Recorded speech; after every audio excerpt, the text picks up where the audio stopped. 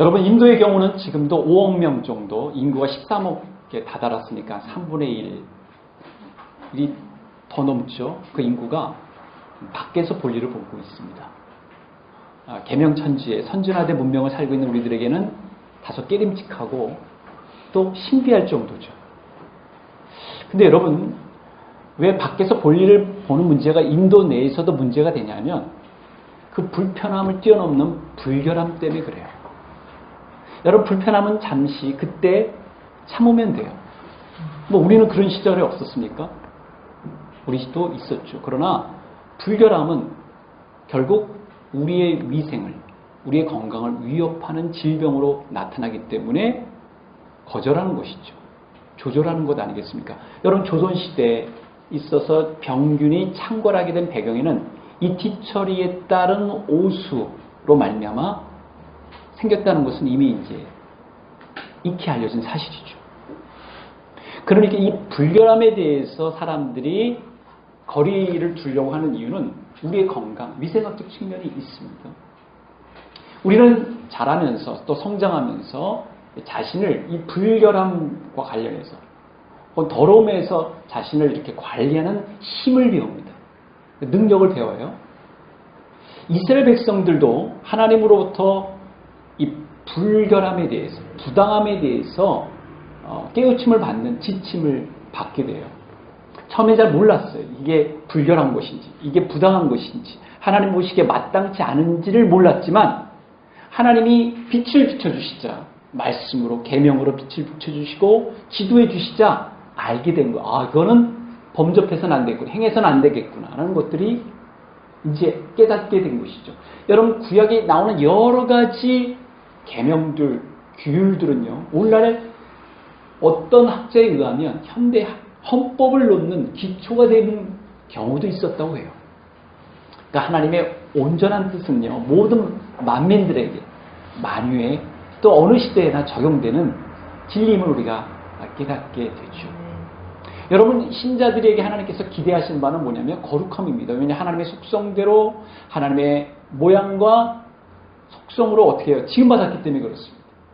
하나님이 내가 거룩하니 너희도 거룩해야 된다라고 말씀하셨잖아요. 그의 백성들이 거룩해지는 걸 원하는 거예요. 그래서 어떻게 합니까? 거룩해지기 위해서 필요한 불순물들 말하자면 그것들을 제거해야 되고 처리해야 되는, 쓰레기를 처리해야 되는, 말하자면 말이죠. 이제 그런 과정이 필요한 것이죠. 그래서 소위 죄라는 문제가 거론됩니다. 구약에서도 거론되고요, 신약에서도 거론돼요. 여러분, 죄 문제를 거론했을 때 사람들은 반기지 않습니다. 심지어 법정에서조차도 자기가 죄하거나 상관없다고 누누이 항변하고자 하는 것이 인간의 본성이에요. 그러나 주님 말씀하십니다. 죄가 있다고. 내가 의식하든 의식하지 못하든 간에 죄와 연루되어 있는 것은 인간의 현실입니다. 상태예요. 아이가 되면요, 만져서는 안 될 거를 만지기도 하죠. 화들짝 놀라죠. 화장실에서 뭘 만지면. 애는 모릅니다. 나쁘다고 말할 수 없지만 무지한구만은 사실이죠. 인간이 그러합니다. 그러나 깨닫게 되면 그것이 문제구나, 그렇게 해서는 안 되는 것을 알게 되죠. 하나님이 가르쳐주신 지침 때문에 그렇습니다. 하나님 백성들에게 그런 죄가 죄임을, 죄가 우리들에게 얼마나 큰 영향을 끼치고 있는지를 알려주기 위한 여러 가지 하나님의 트리트먼트가 있었지만 그 중에서 특별히 오순절 성령 강림이라고 불리는 그 사건은 기념비적이에요.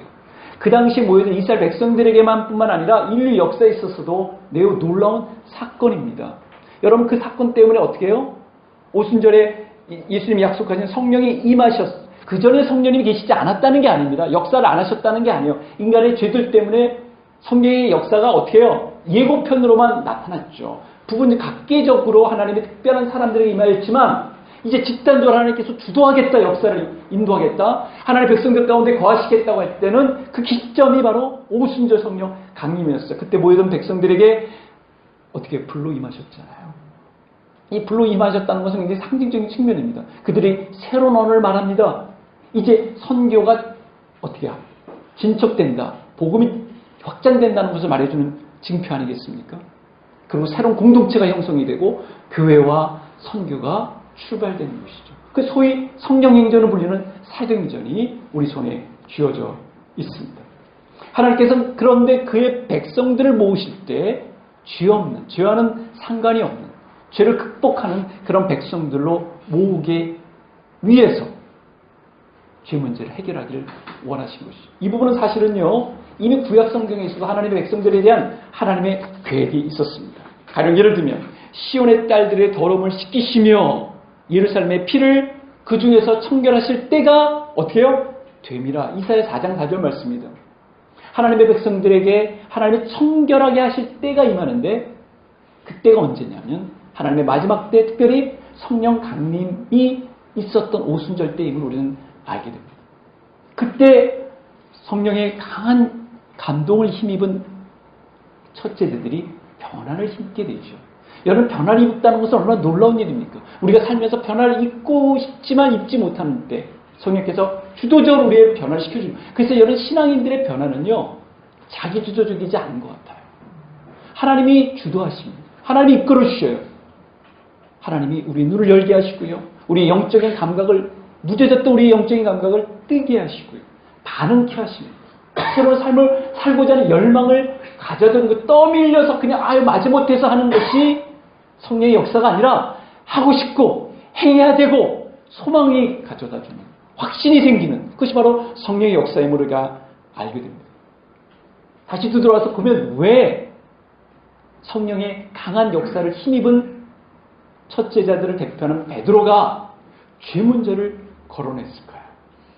너희가 회개하여, 오늘 본문의 38절 말씀, 너희가 회개하여, 왜 회개라는 것을 거론했을까요? 여러분, 회개는 무엇입니까? 앞서 제가 트리트먼트라는 표현을 영어를 써서 좀 하지만, 처리해야 되는 것, 죄를 어떤 식으로 처리하기 위해서는 회개라는 과정을 거치지 않으면 안 되기 때문에 그렇습니다. 여러분, 우리가 깨끗한 그릇에다가 맛깔스러운 음식을 놓기를 원하죠. 의복도 깨끗한 의복을 입고 또 예식에 참여하기를 원합니다. 이게 본성인 것이죠.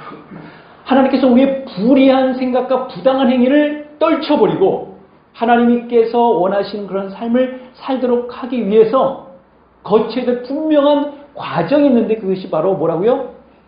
회개라는 것이죠. 회개. 여러분, 회개하면 뭐가 생각이 나십니까? 아, 그렇지. 내가 이것을 잊어버렸네. 내가 돌이켜야 되는데, 내가 간과했는데, 내가 무시했는데, 내가 홀대했는데. 여러분, 이스라엘 백성들도 그랬습니다. 그 당시에 이 베드로의 설교를 들었던, 그래서 변화를 받았던 이스라엘 백성들 가운데서는요, 윤리적으로 우리보다 더 탁월했던 이들도 많았을 것입니다. 무음했던 이들도 있을지 몰라요. 그러나 회개를 요청받게 됩니다. 돌이키라고 요청받게 돼요. 죄사함을 얻으라고 얘기합니다. 왜 회개, 죄사함, 그리고 세례가 요청됐을까? 이게 굉장히 중요한 의미를 담고 있기 때문에 그래요. 그리고 또 죄를 돌이키는 일에 있어서 회개가 왜 세례에 앞서서 표현되었을까요?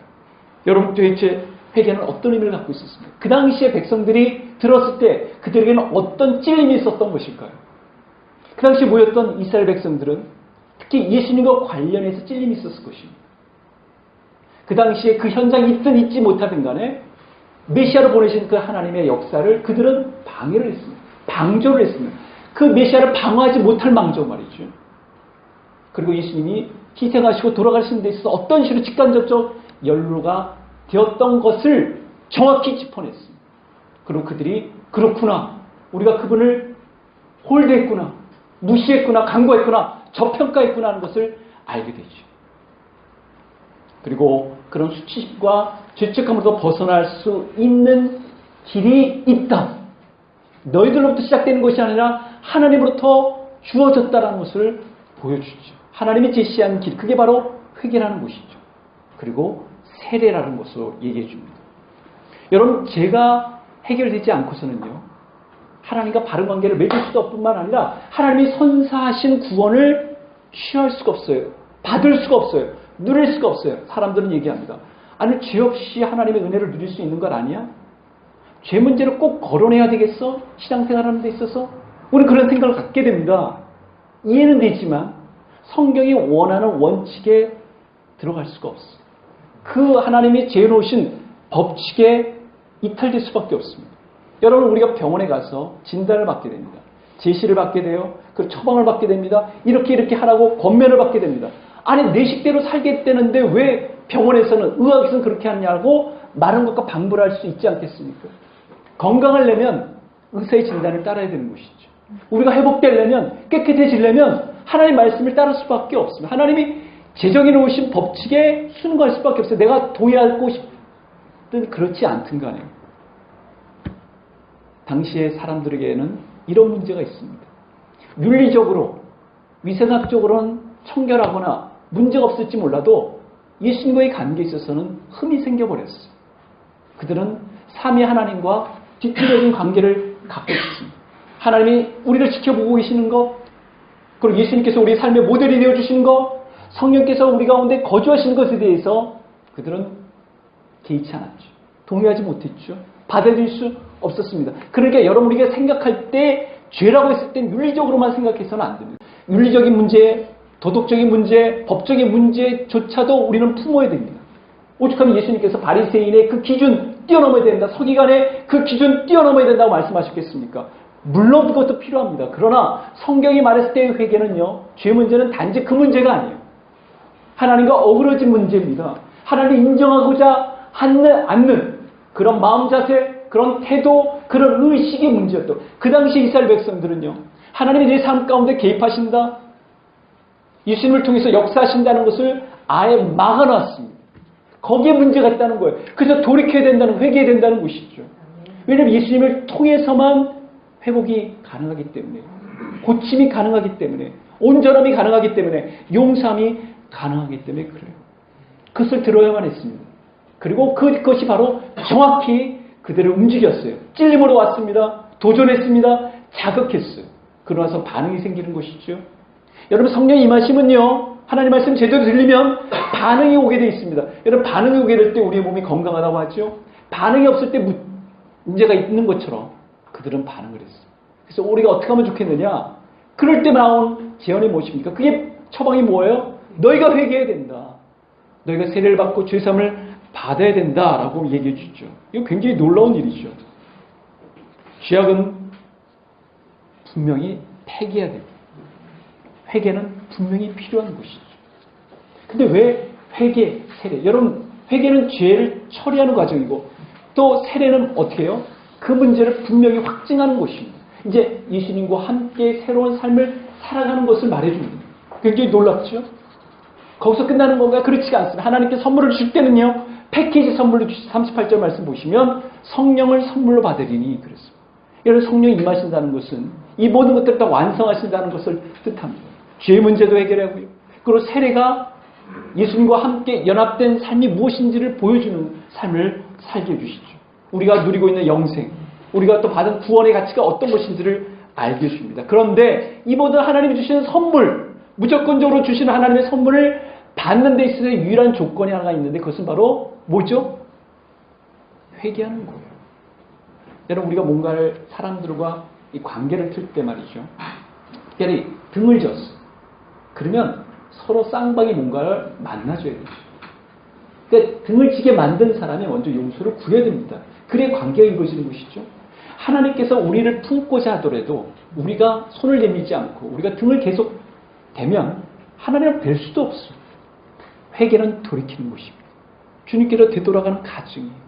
세례는 바로 이제는 너 홀로 인생을 사는 게 아니라 예수님과 함께 인생을 살아간다는 것을 보여주는 매우 중요한 과정입니다. 여러분, 그런 삶을 살고 계십니까? 성령님께서 강하게 제자들에게 역사하실 때 베드로는 입을 뗐습니다. 전했습니다. 그리고 설득했습니다. 그리고 자신이 이제 바뀐 것처럼 사람들도 바뀔 수 있다. 성령을 통해서 제자들이 평범한 삶에서 비범한 삶으로 바뀔 수 있었던 것처럼 제자들도 그럴 수 있다는 것을 알려줬죠. 왜냐하면 예수 그리스도의 이름에는 권세가 있고 능력이 있기 때문에 그렇습니다. 그런 능력과 권세가 뒤따르려면 다른 방도가 없어요. 회개하는 것이죠. 고백해야 되죠. 자백해야 되죠. 인정해야 됩니다. 오늘 성령께서 우리 가운데 임하실까요? 때로는 우리에게 특별하게 임하시기도 합니다. 여러분, 그런 경험이 있을 거예요. 때로는 나지막한 예수님의, 하나님의 성령님의 목소리로요. 그리고 강한 확신을 통해서. 며칠 전에 저는 잠에서 일어나자마자 제 앞에서 하나님의 은혜, 하나님의 사랑, 예수 그리스도의 은혜, 성령님의 위로. 그러니까 갑자기 그냥 제가 기도한 것처럼 나오더라고요. 며칠 동안은 그것을 다른 분들을 위해서 기도할 때도 그렇고 말할 때도 그 말이 나오더라고요. 여러분 너무 저한테는 충만한 이례적인 경험이었어요. 하나님의 사랑, 예수 그리스도의 은혜, 성령님의 위로. 여러분 그를 저희한테 알려주고 싶어 하신 바가 아니겠는가? 성령님 오늘도 우리 가운데 임하실까요? 임하신다고 믿습니다.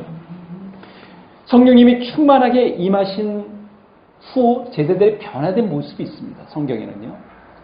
어떤 변화된 모습이었을까요? 세 가지로 우리는 볼 수가 있어요. 물론 우리가 사도행전 전체를 보지만 더 많은 것들을 우리가 이렇게 체킹할 수 있겠지만 체킹 리스트를 할 수 있지만 세 가지로 좀 나눠보려고 하면 첫 번째는요. 성령이 강하게 임하시면요. 하나님의 인도에 반응합니다. 그리고 태도가 바뀌고요. 표출합니다. 뭔가를. 그리고 뭔가 이렇게 상황이 안 좋더라도 어떻게 그걸 조절할 수 있는 힘이 생겨요. 반응하는 삶이 생기고요. 표출하는 삶이 생기고요. 제어하고 조절할 수 있는 삶이 생깁니다. 이것이 바로 성령을 강하게 받은 백성들의 매우 유효한 세 가지 특징이 하나 말할 수가 있어요. 첫 번째, 제자들은요. 하나님의 인도에, 하나님의 주장하심에 반응했어요. 그래서 그들이 사도들의 말을, 사도들의 가르침을 받아가지고 그대로 즉시 행했다는 그 점을 우리는 눈여겨봐야 합니다. 그들이 사도들의 가르침을 받아 서로 교제하고 떡을 떼며 오로지 기도하기를 힘씁니다. 사도행전 2장 40절 말씀이죠. 그들이 서로의 가르침을 받았다. 여러분 하나님의 말씀에 반응할 때요. 성령께서 강하게 임한 역사입니다. 그 증상이라는 걸 아십니까? 성령 충만한데 하나님 말씀에 관심이 없다. 그것은 유사품이죠. 진품을 받은 게 아니에요. 하나님 말씀에 관심을 기울입니다. 하나님 말씀을 통해 하나님과 관계를 계속 유지하게 되고요. 그 말씀이 살아 운동력이 있음을 쪼개기까지 하는 힘을 경험하게 됩니다. 또한 하나님의 새로운 가족사회를 구성하면서 자신의 역할들을 감당하게 되죠. 주어진 역할들을 감당하게 됩니다. 그러다 보니까 어떻게 해요? 그것이 그 여파가 교회 울타리 밖에까지 영향을 끼쳐요. 그 부르신 그대로 오늘 불렀던 찬양도 부르신 그대로의 역할을 잘 감당합니다. 교사는 교사로서, 학생은 학생으로서, 군인은 군인으로서 말하자면 말이죠. 그 당시에 있었던 그 직물, 직업을 잘 감당합니다. 그러다 보니까 온 백성에게 칭송을 받게 돼요. 여러분 온 백성이 칭송을 받는다는 것은 그들이 그들만의 리그 가운데서 활동했다면 그런 칭송이 가능했겠습니까? 그렇지 않았겠죠. 성령의 인도함을 받는 사람들은 자신의 삶의 영역 곳곳에서 빛된 삶, 송 같은 역할을 하게 되죠. 탕자로 살았다면 다시금 제 집으로 돌아가게 하신 것이 바로 하나님의 역사라는 것을 여러분 놓쳐서는 안 됩니다. 그렇게 3년 동안 예수님과 함께 동고동락하며 훈련받았던 제자들이 예수님을 소개하고 전하는 그런 사람으로 진도로 바뀐다. 이렇게 말해주고 있습니다. 42절에 보니까 그들이 날마다 성전에 있든지 집에 있든지 예수는 그리스도라 하고 가르치기와 전도하기를 그치지 아니한다. 여기서 우리는 무엇을 할 수 있습니까? 그들은 집이나 어디든 일관된 삶을 살았던 곳입니다. 신앙인으로서의 삶을 살았던 곳입니다. 여러분의 직장에서 여러분이 크리스찬이라는 것을, 나는 하나님을 경외하는 백성이라는 것을 누군가 눈치챕니까? 성경책을 여러분이 봤다는 그 측면에서가 아니라, 여러분이 갖고 있는 교회 주보를 통해서가 아니라, 저분은 하나님을 경외하고 하나님을 존중하고 있구나라는 것을 인정해 주고, 이게 바로 일관된 삶이죠. 그들의 일관된 삶을 살았습니다. 여러분 신앙인이 욕을 먹는 경우는요, 신앙 때문이 아닙니다. 생활 때문이죠. 공적 영역에서도 신앙인 인정받는 배경은요, 그들의 신앙과 생활을 어떻게 일치시켰기 때문에 그렇습니다. 여러분, 공적인 영역에 우리가 살고 있다는 것을 놓쳐서는 안 됩니다. 우리는 주님을 대표해서 살아가는 공복들이에요. 마치 소방관이나 경찰들이, 공무원들이 그 나라를 대표해서 공복하듯이 우리는 주님을 대리해서 대표해서 이 땅에서 공복하는 백성들임을 여러분 놓치지 마시기 바랍니다. 첫 제자들은 그런 삶에 충실했습니다. 일관된 삶을 살 수 있었어요. 하나님이 주도하신 삶에 반응했습니다. 두 번째로 그들은요, 그들의 태도에 있어서 삶의 태도가 바뀌었어요. 표출하는 방식이 바뀌었습니다. 하나님을 대하는 태도가 일단 바뀌었어요. 그들은 기도했습니다. 그들은 찬양했습니다. 그들은 경배했어요. 사도행전 2장 40절 보니까 하나님을 찬미하며 또 그들이 그에게 경배와 큰 기쁨으로 예루살렘에 돌아가 늘 성전에서 하나님을 찬송하느라. 여러분이 만약 주일날만 하나님을 찬양했다면 건강하다 볼 수는 없겠죠. 매 순간 우리가 찬미하고 싶은, 찬양하고 싶은 마음이 생긴다면 우리는 건강하다고 말할 수 있을 것입니다. 예수님이 승천하심을 모습을 보고 그분의 위대하심을 깨닫던 백성들에게 나타난 그 증상이 계속 이어지게 한 힘은 바로 성령의 강림이었습니다. 성령의 충만함이었습니다. 그들은 주님과 제대로 소통하려 했죠. 소통하되 진지하게 진솔하려 했습니다. 마음을 같이하여 오로지 기도에 힘써 그들은 짜투리 시간에 임하지 않았습니다. 오히려 성실하게 지속적으로 주님과 소통했죠. 그래서 그들에게 정기적인 새로운 습관이 생겼어요. 뭐죠? 당시의 일가포의 기도 시간이 생겼던 곳입니다. 제9시 기도 시간에 베드로와 요한이 성전에 올라갔어요. 여러분 어떻게 생각하세요? 규칙적인 시간 가운데서 주님을 만나는 훈련. 저희 교회도 보니까 저녁 때 되면 이렇게 와서 이 예배당에 와서 기도하시는 분이 계시더라고요. 찬양하시는 분이 계시더라고요. 이 규칙적인 시간이겠죠. 하나님 보시기에 저는 좋은 일이라고 생각합니다. 하나님과의 바른 소통뿐만 아니라 서로 간에도 진정한 소통을 이루었습니다. 믿는 무리가 한 마음과 한 뜻이 되어 모든 물건을 서로 통용하고 자기 재물을 조금이라도 자기 것이라 하는 이가 어떻게 해요? 하나도 없더라. 하나도 없다는 것을 아셔야 됩니다. 누구는 하고 누구는 하지 않았다는 게 아니라 그 공동체는 하나님의 강한 역사에 붙들림 받았던 백성들은요, 자기가 갖고 있는 지갑이 자기 것이라고 주장하는 이가 하나도 없었습니다. 건강한 가족은요, 지갑을 공유합니다. 재정을 공유해요. 건강한 교회는 바로 그런 측면을 갖게 되죠. 가족이 자발적으로 그 일을 행하듯 교회는 자발적으로 그 일을 행합니다. 그뿐만 아니라 그들의 언어와 말이 변했습니다. 그들이 다 충만함을 받고 성령이 말하게 하심을 따라 어떻게 해요? 다른 언어로 얘기하는 거예요. 여러분 언어를 여러분이 생전 처음 말을 했다고 합시다. 얼마나 놀랐겠습니까? 예전에 유튜버를 보니까 한국말을 배웠던 사람이 갑자기 이제 깨었는데, 수술 후에 깼는데 뭐를 유창하게 얘기해요? 한국말을 유창하는 것이 캡처됐어요. 우리가 만약 영어나 아니면 중국어나 프랑스어나 독일어를 유창하게 한다고 합시다. 좋겠죠? 그것은 바로 다른 나라로 이제 하나님의 복음이 전파될 것, 하나님 나라의 복음이 증거될 것을 보여준 상징적인 것 아니겠습니까? 근데 왜 그러면 제자들에게, 유대인 제자들에게 이 성령의 이런 사건으로 나타났는가? 그들이 다른 말을 말하는 사건으로 등장했는가? 이유가 있습니다. 여러 가지 이유가 있지만 그 중에 하나는, 유대인들은 여러분 아시다시피요, 배타적인 백성이에요. 우리 단일 민족도 지금 바뀌는 추세 있지만 다른 민족과 어울리는 것을 수치로 합니다. 그래서 해외 경험을 하는 분들 보면 한국 사람들만큼 외제가 한국 사람들끼리 똘똘 뭉치는 민족은 유대인들 외에는 아마 없을 거라고 얘기하는 이유가 거기에 있습니다. 유대인들도 사실은 이제 현대로 오면서 이렇게 넓혀졌습니다. 여러분 살면서 왠지 뭐 나한테 뭐 하지도 않았는데 미운 사람이 있죠. 가까이 하고 싶지 않은 사람이 있을 수 있어요. 그죠? 네. 이스라엘 백성들은요, 이방인들은 가까이 하고 싶어 하지 않아요. 열등한 사람으로 봤습니다. 우리는 우월한, 특별한, 선택된, 그들은 배척받은. 그래서 이방인들을 표현하는 용어들을 여러분 잘 기억하실 거예요.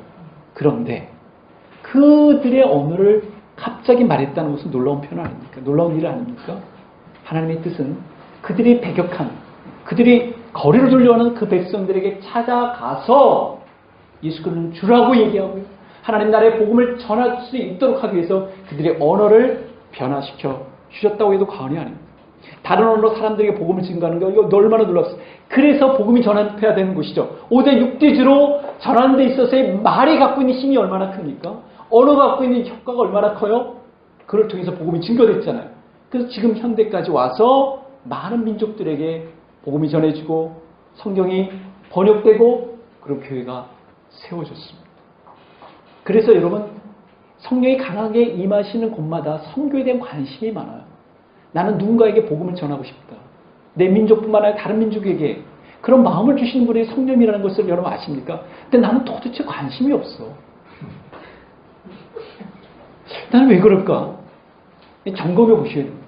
성령이 강하게 임하시면 그런 증상이 나타날 수밖에 없어요. 우리가 예를 들면 건강 활동적이면 어떻게 합니까? 뭔가 막 움직이고 싶잖아요. 아프면 어떻게 해요? 움츠러드는 거예요. 세 번째, 성령이 임하셨을 때, 강하게 임하셨을 때 그들의 특징은 뭐였을까요? 여러 가지 불편함이 있었겠죠. 박해가 있었겠죠. 핍박이 있었습니다. 그럼에도 불구하고 담대함이 생기고 기쁨이 생겼다는 것입니다. 성령님을 충만하게 받은 제자들의 변화는요, 상황에 구애받지 않았어. 이게 놀랍습니다. 너희가 세상에 환난을 당하나 담대하라, 내가 세상을 이겼다. 많은 성도들이 환경에 좌우되며 롤러코스터 시대예요. 이것은 사도행전에서는 굉장히 낯선 모습이에요. 왜 환경이 좋으면, 일이 잘 풀리면 쫙 올라가고 그리고 안 되면 쫙 내려갈까? 이것은 성경적인 신앙의 생활 패턴이 아닙니다. 여러분 어떠셔요? 사람들의 시선과 압박에 흔들리지 않게 되었어요. 여러분 첫 제자들 만큼 억울해할 만한 사람들 많지 않지 않습니까? 억울할 뿐만 아니라 우울해할 수도 밖에 없을 거예요. 상황이 잘 펼쳐지지 않을 때가 얼마나 많습니까? 여러분 바울의 선교 여정을 한번 보세요. 우리는 바울의 멋진 삶, 우렁찬 삶, 위대한 족적만 자꾸 떠올리지 바울이 부딪히고 쫓기고 도망가고 이런 것들은 잘 몰라요. 그것들이 다 켜켜이 쌓여져서 바울의 위대한 신앙의 선교 여정이 된 것입니다. 선교 역사의 물꼬를 튼 것이에요. 신앙의 삶은 다를까요?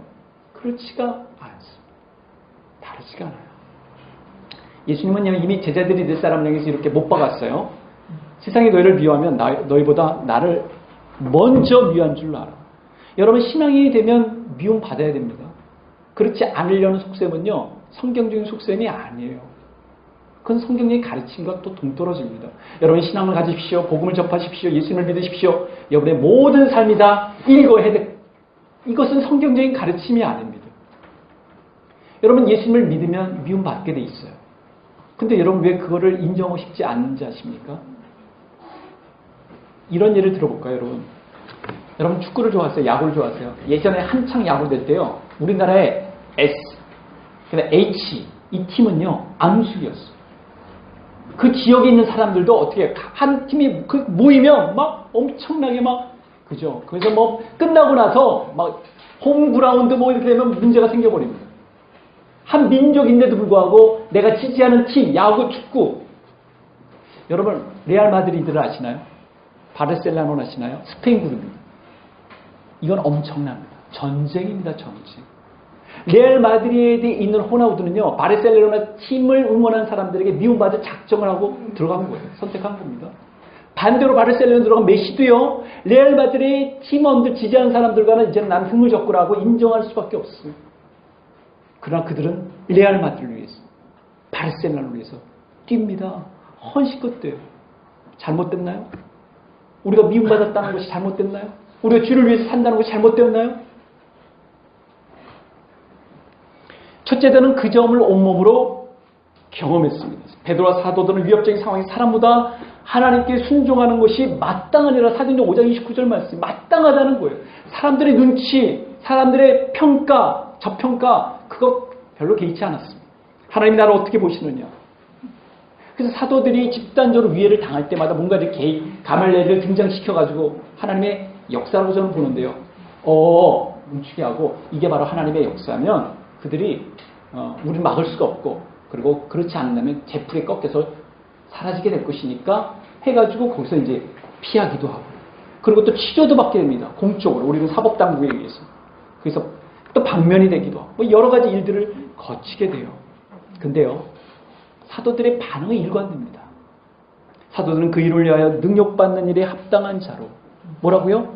나는 이제 예수님의 제자니까 세상에서는 저평가받고 박해받고 인정받지 못하는 게 너무나도 당연하다라고 생각하면서 기뻐하면서 공의 앞을 떠납니다. 건강한 신앙인은요, 건강한 신앙인의 자세는 이 땅에서 내가 모든 것을 다 주려는 자가 아닙니다. 행사하려는 자가 아니에요. 이 땅에서 주고 나누고 섬기려는 것입니다. 때로는 오해도 봐요. 몰이에도 당하죠. 그리고 손가락질도 경험할 수 있을지 모릅니다. 의로운 일을 행할 때 말이에요.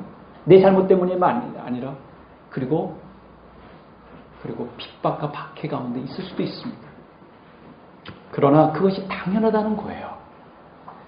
베드로는 이렇게 기록합니다. 후에 선을 행함으로 고난을 받고 참으면 이는 하나님 앞에 아름다우니라.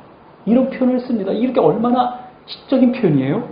베드로전서 2장 20절 말씀이죠. 하나님 앞에서 정결한 경건은 세속에 물들지 않는 것이라고 야고보 사도는 목소리를 높입니다. 여러분, 우리의 상관은 조금 다르지 않아요? 패턴이 다르지 않습니까? 여러분, 군인이 정당한 전쟁에 참여할 때 숭고해 보이죠. 그리고 소방관이 화재를 그 현장에서 불길에도 무릅쓰고 참여할 때 얼마나 고귀해 보입니까? 신앙인들도 마찬가지죠. 고난을 제대로 처리할 때 주님 앞에 귀하게 보입니다. 사도행전은 바울과 바나바가 루스드라와 이고디온으로과 안디오로 돌아가서 한 일이 소개되어 있습니다. 그러면서 뭐라고 얘기하냐면 제자들의 마음을 굳게 하여 이 믿음에 머물러 있으라. 어떻게 해요? 이 믿음. 무슨 믿음이라고요? 이 믿음의 환난을 이겨내는 믿음. 그리고 환경을 조절하는 믿음. 또 우리가 하나님 나라에 들어가려면 많은 환난을 겪어야 할 것이라 하고 사도행 14장 20절 말씀. 여러분 신앙생활하는 데 있어서 환난을 점차 줄여놓았던 처방을 했던 이단에 빠졌던 교회들이 지금 우왕좌왕되고 있죠. 그들은 사람들을 홀리는 말을 했습니다. 그러나 결국 진리가 승리한다는 것을 판별한다는 것을 보여주는 것이죠. 여러분 편하다 잘된다라는 것이 주님 원하시는 게 아니라 제대로 바른 길을 걸어가고 있는가, 그럼에도 불구하고 나는 주님을 선택하는가, 이것이 바로 건강한 신앙 아니겠습니까? 여러분 성령 충만한 사람은 박해를 피하거나 역경을 면제받는 것이 아니라 박해를 맞이하고 역경에 직면한 삶입니다. 지는 삶이 아니라 이기는 삶입니다. 여러분 어떠하세요? 그래서 성령의 임재로 강한 역사로 말미암아 스데반이 순교자의 자리로 들어갈 수 있었던 거예요. 여러분 오늘날의 순교는 어떤 것입니까? 여러분 잘 아시죠? 매일매일 나는 죽는 훈련입니다. 내가 죽어야 내 가정도 살고, 내가 죽어야 교회도 살고, 내가 죽어야 공동체도 산다는 거 여러분 잘 아실 거예요. 신자는 죽는 것이 하늘의 미랄이 되는 것입니다.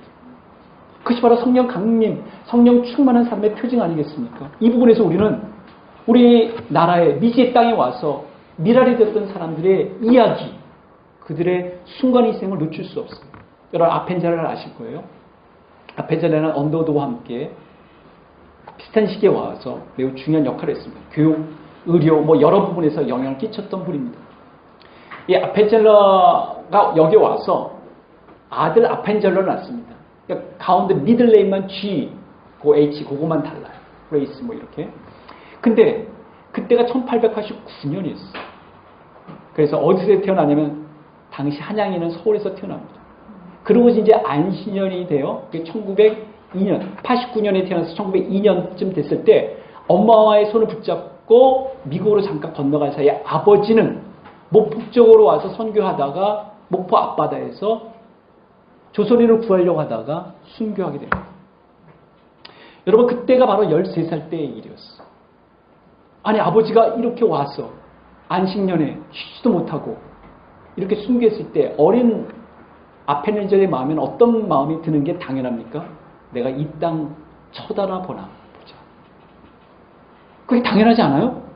아버지의 목숨을 끌어간 이 땅 아닙니까? 미국에서 교육받으면서 그의 나이 28살 1916년 아버지의 뒤를 이어 조선 땅을 다시 밟죠. 그때는 정식 선교사로 밟습니다. 죽음의 공포에서 있었던 그 한국전쟁 그 시기에도 그는 미국으로 향하지 않았습니다. 전쟁은 끝났죠. 그의 병치료를 위해서 돌아간 미국의 어느 병원 침대에서 그는 자신의 몸을 한국에 묻어달라는 유언을 남기고 눈을 감습니다. 선교사들의 묘중에 안장되어 있는 서울 합정동에 보면 그의 아버지의 묘비에는 이렇게 돼 있죠. 섬김을 받으러 온 것이 아니라 섬기러 왔습니다. 언제가 제가 여러분에게 말씀드렸습니다. 우리가 선교사, 해외 선교사님들을 존중하는 이유는 이 점일 수도 있다고. 그분들은 우리를 대신해서 갔다. 여러분 주님의 말씀으로 깨끗해진 제자들은 성령의 충만함을 힘없고 과감하게 그 일을 감당했습니다. 운전할 때요, 이 기름이 간당간당하면 굉장히 불안합니다. 언제 설지 모르기 때문에.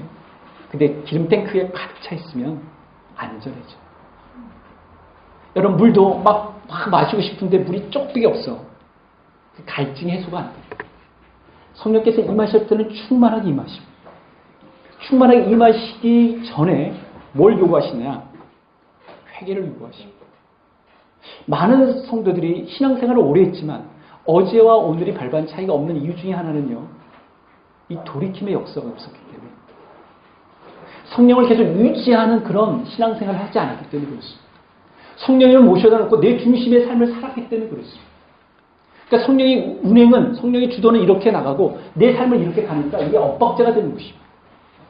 더 이상 이제는 평행선을 달려서 화합할 수 없는 지경에 이르게 되는 이때는 하나님을 무시하는 삶을 노골적으로 살게 됩니다. 사랑하는 성도 여러분, 회개하는 삶을 살고 있습니까? 주님과 세례를 받은, 주님과 연합된 삶을 지금 누리고 있습니까? 내가 성령님의 인도와 성령 충만한 대로 살겠다라고 다짐한 그 순간부터 주님은 다시 우리에게 찾아오십니다. 기다려주시는 분이십니다. 문제는 내가 회개하고자 하는 마음이 있는가? 돌이키고자 하는 마음이 있는가? 윤리적으로 중독증에서 빠져야 된다, 거짓말 하지 말아야 된다, 어떤 그런 측면에서 성경이 제시하는 게 아니라 돌이켜서 하나님께로 돌아와야 된다. 내 삶에 하나님의 주권, 하나님의 영역을 하나님부터 자꾸 밀쳐냈던 우리들의 잘못과 과오를 인정해야 된다. 주님 제 삶 가운데 들어와 주시옵소서, 주장하여 주시옵소서. 많은 사람들이 혼동하고 오해하는 것은 성령님이 내 가운데 거주하시면 내가 이상한 광신자가 될 거라고 생각해요. 그렇지가 않아요. 여러분이 정말 기다리고 그리고 기대하는 그런 삶을 살게 됩니다. 우리 성령님이 임하셨을 때의 삶, 여러분 성령 충만한 삶, 모범이 되는 삶의 분들의 삶을 보십시오. 그분들이 광신자입니까? 아니죠. 어떻게 그렇게 이겨낼 수 있을까? 어떻게 이렇게 외풍이 흔들리지 않을까? 본받고 싶다는 그 삶 아니겠습니까?